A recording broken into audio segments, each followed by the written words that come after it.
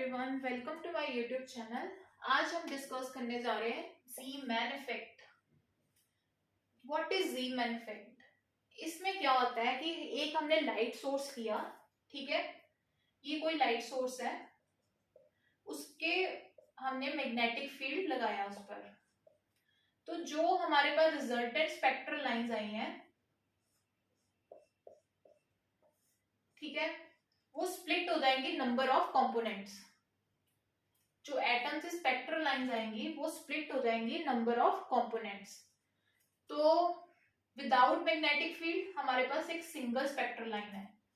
After applying the magnetic field they split into number of lines, ठीक है।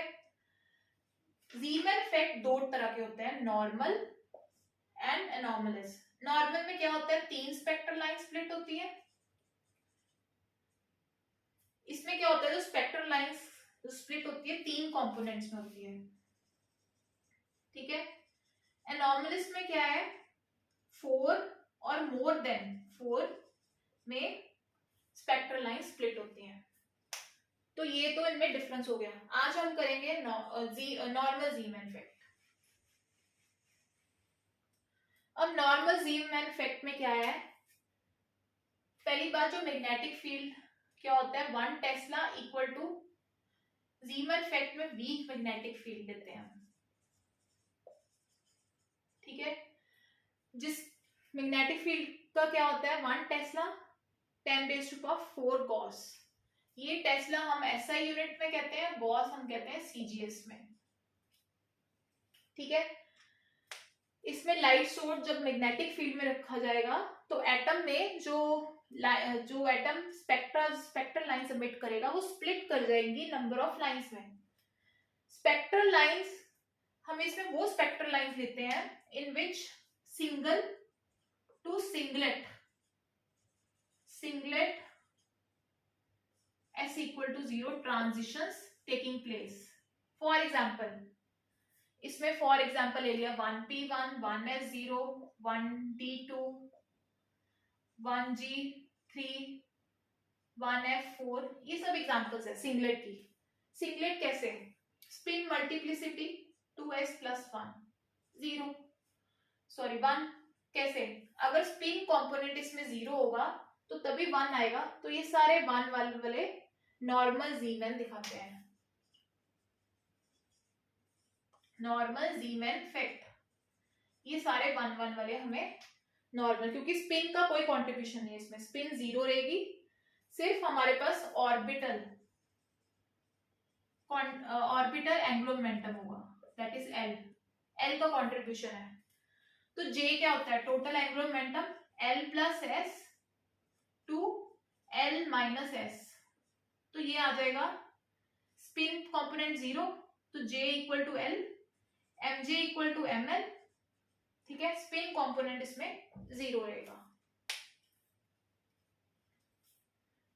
अब हम एक डेरिवेशन देखने लगे हैं फॉर इंट्रैक्शन एनर्जी के लिए। इंट्रैक्शन एनर्जी ये क्या होगा, mu J into B minus, ये नेगेटिव होगा, ठीक है। हमने देखा था एंगुलर मोमेंटम का जो डाइपोल मूवमेंट लिया था म्यू एल, वो क्या था, opposite to the direction of total angular momentum, ये म्यू एल के इन लास्ट लेक्चर। वैसे ही जे की direction dipole, magnetic dipole movement की डायरेक्शन हमेशा ऑपोजिट होगी टोटल वेक्टर के, एंगुलर मोमेंटम के या टोटल एंगुलर मोमेंटम के। तो इसमें क्या आएगा, म्यू जे को मैं लिख सकती हूँ म्यू एल के बराबर, क्योंकि स्पिन कंपोनेंट इसमें क्या है, 0। स्पिन कंपोनेंट हो गया 0, तो यहां पे लिख सकते हैं E minus mu J mu L into B. Mu L की वैल्यू हमें पता है E/2m G L minus minus minus, इसका भी माइनस है क्योंकि ये बी,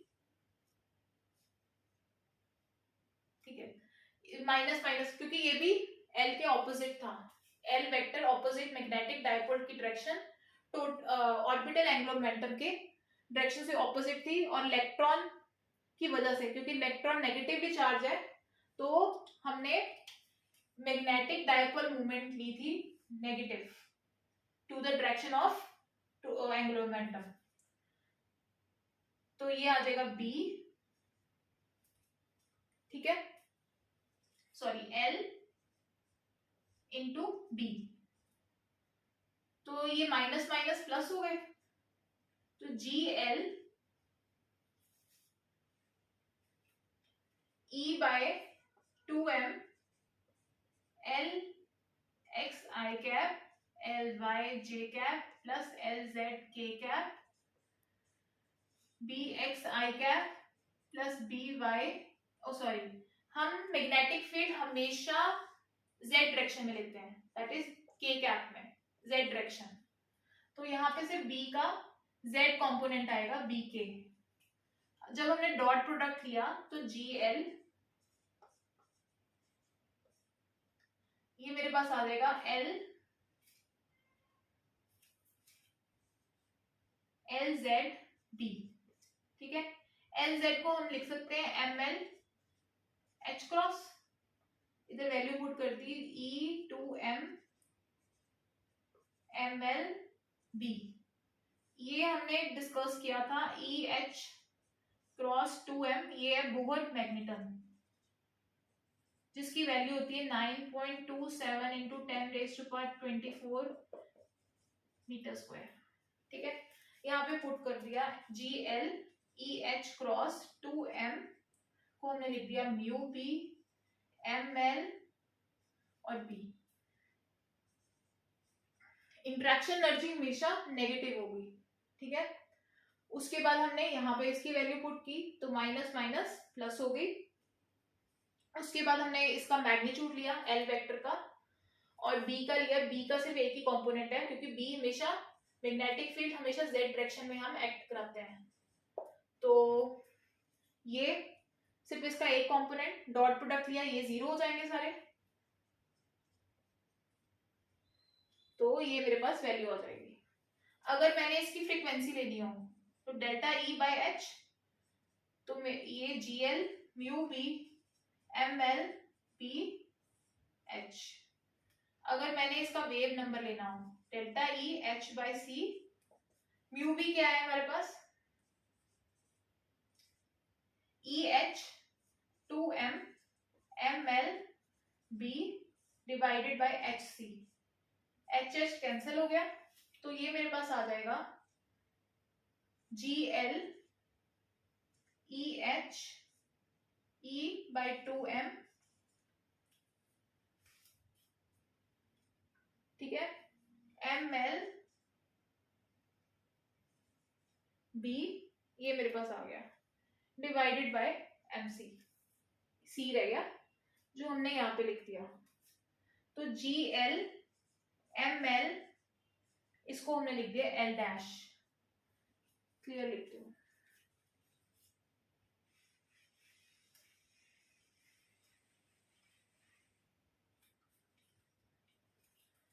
ये आ जाएगा डेल्टा वेव नंबर, ये मेरे पास आ जाएगा G L M L L dash, फिर एल डैश क्या है E B two M C, ठीक है। इसे लॉरेंस भी कहते हैं, लॉरेंस ट्रांसफॉर्मेशन, इसकी वैल्यू है 46.7 B metre inverse, Lorentz transition, ठीक है। हमने ये वाली वैल्यू ई, इस वेक्टर को, इस चीज को हमने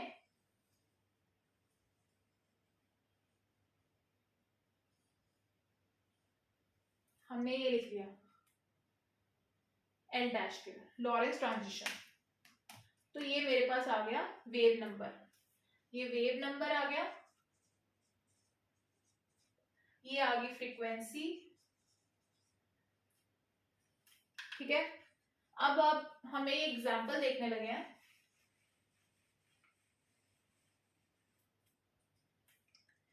एग्जाम्पल में हम देखेंगे 1s0 से हमने ट्रांजिशन ली 1p1 पे, ठीक है। तो ये एनर्जी लेवल है, इसको लिखा 1p1 E2 E1 में हुई 1s0, ठीक है। ये ट्रांजिशन हुई जिसको अब हम मैग्नेटिक फील्ड में देखने लगे हैं। अब इसके लिए क्या है, J क्या है 0, सॉरी J है 1, स्पिन मल्टीप्लिसिटी 0, L क्या है 1, इसके लिए क्या है S 0, J 0, S के लिए L कितना है 0, ठीक है। S क्या है टर्म, टर्म L क्या है 0, J भी 0, ये J होता है। टर्म हम कैसे लिखते हैं, टर्म हम लिखते हैं L 2s + 1 J, ठीक है। इसमें क्या है J भी 0, L 1, S 0 और L 0, इसमें P1 J1 S 0 और L 1, ठीक है। अब हम इसकी डायग्राम ड्रॉ करने लगे हैं।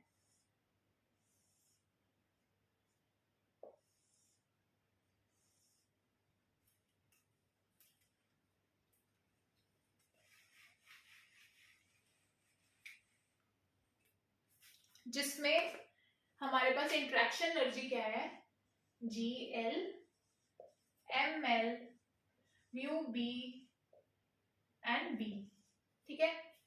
बाकी सारा रब कर लेते हैं।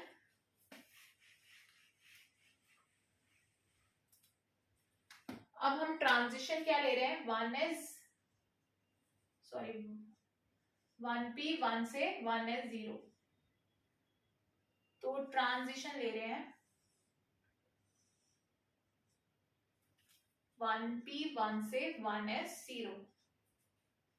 तो यहां ले ली P, हमें पता है P की ml की वैल्यू कितनी होती है +1 0 और -1, और हम चेक भी कर सकते हैं ml की वैल्यू क्या होती है -L2 + L, ठीक है।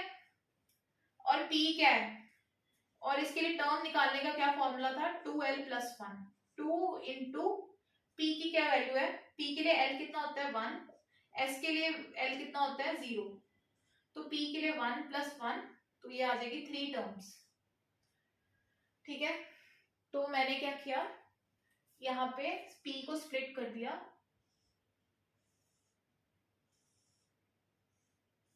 +1 ml 0 -1, यहाँ पे 1s0 और 1p1 में ट्रांजिशन हम देखेंगे, ठीक है। तो 1s0 की वही स्टेट रहेगी। तो यहाँ पे क्या किया हमने ट्रांजिशन, उसके लिए एक रूल्स है डेल्टा ml की वैल्यू होनी चाहिए +1 -1 और 0, ठीक है। ये 0 है तो -1 -0 पहली ट्रांजिशन इससे होगी, 0 to 0 अलाउड है, +1 और -0 ये भी अलाउड है, ठीक है। अब ये है E2 और ये है मेरा E1, फाइन। तो E2 को हम क्या लिख सकते हैं E2 delta E2 plus E2 कैसे लिखते हैं E2 plus delta E, where delta E is GL ML mu B, ठीक है। अब delta E for +1, delta E for ML +1, तो डेल्टा E कैसे निकालेंगे GL की वैल्यू होती है 1 फॉर प्योरली ऑर्बिटल मोशन, इसमें ऑर्बिटल मोशन ही हम कंसीडर कर रहे हैं, स्पिन इसमें 0 है जो हमने पहले भी डिस्कस किया है, तभी हमने 1p1 1s0 1d2 ये सब टर्म्स ले रहे हैं। तो डेल्टा E क्या हो जाएगा, G का value 1 into ml+1 mu B और बी एज इट इज, तो डेल्टा ए की वैल्यू आ जाएगी म्यू बी बी। तो E2 इधर E2 plus mu B B. अब इसके लिए ml क्या है 0, ml है 0, तो यहां वैल्यू पुट कर दो इस फॉर्मूले में, ml हो गया 0, तो यहां आ जाएगा +0। E2 यहाँ पे ml की वैल्यू क्या है -1, तो माइनस म्यू बी बी। इसके लिए ये है E1 ml की वैल्यू क्या है 0, तो -0 सॉरी +0। तो ये मेरे पास वैल्यूज आ गई। इसको माना मैंने ट्रांजिशन स्पेक्ट्रल लाइन 1, 2 एंड 3, ठीक है। फॉर 1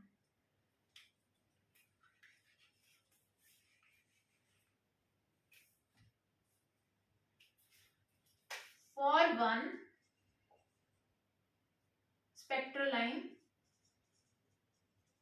एनर्जी ट्रांजिशन ये आ जाएगा E2 plus mu B B minus E1,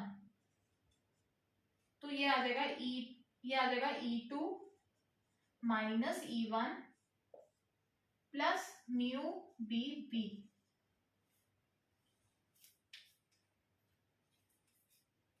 एक सेकंड, पहले यहां देखो, यहां पे एक और चीज देखनी है। विदाउट मैग्नेटिक फील्ड एक ही स्पेक्ट्रल लाइन आएगी, और with magnetic field spectral lines आई 3, जिसकी फ्रीक्वेंसी है v माइनस डेल्टा v, इसकी क्या है v naught plus delta v, ठीक है। अब हम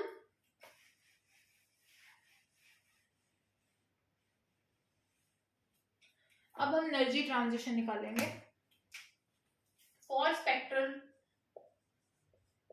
spectral line 1।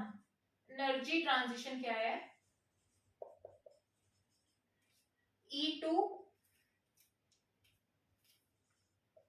Plus mu B B minus E1, तो ये आ जाएगा E2 minus E1 plus mu B B. ये आ गया फर्स्ट लाइन के लिए। लाइन 2 के लिए स्पेक्ट्रल लाइन 2, तो उसके लिए क्या आ जाएगी E2 0 माइनस E2 E1 0, तो E2 माइनस E1। लाइन 3 के लिए E1 line mu B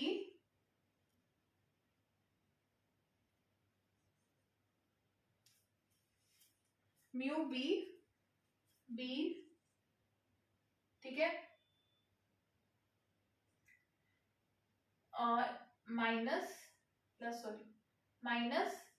and minus E1, तो ये आ जाएगा E2 minus E1 minus mu B B, ठीक है। अब हम इसके लिए देखते हैं। इसमें मैंने क्या किया, फ्रीक्वेंसी निकालनी है मैंने, तो फ्रीक्वेंसी के लिए फॉर्मूला था डेल्टा E बाय H, तो मैंने ये सारी टर्म को H से डिवाइड कर दिया,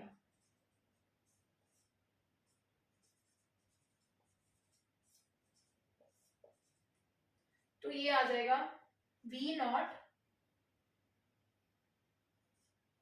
plus delta V, where V naught कितना है, मेरे पास E2 minus E1 H and delta V कितना है म्यू बी बी H। तो ये तो एग्जाम्पल के साथ हमने देख लिया कि फर्स्ट स्पेक्ट्रल लाइन में क्या आ रहा है, सेकंड में क्या आ रहा है और थर्ड में कैसी वैल्यूज आ रही है, तो ये हमने डिस्कस कर लिया. So this is all about the today Zeeman effect. Anomalous we discuss it later, and this is the calculation with example about the normal Zeeman effect.